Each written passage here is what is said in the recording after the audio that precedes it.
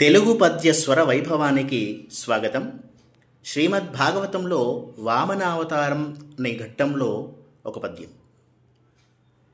ఆదిన్ శ్రీ సతి కొప్పుపై తనువుపై హంసోత్తరీయంబుపై పాదాబ్జంబులపై కపోల తటిపై పాలిండ్లపై నూత్నమర్యాదంచెందుకరంబు క్రిందగుట మీదై నాకరంబుంట మేల్గాదే రాజ్యము గీజ్యమున్ సతతమే కాయంబు నాపాయమే.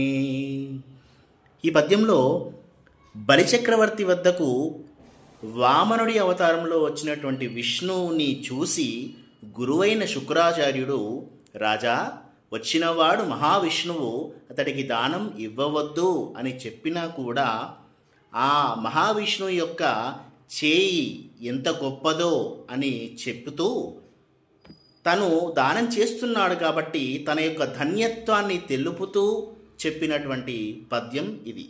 ధన్యవాదములు.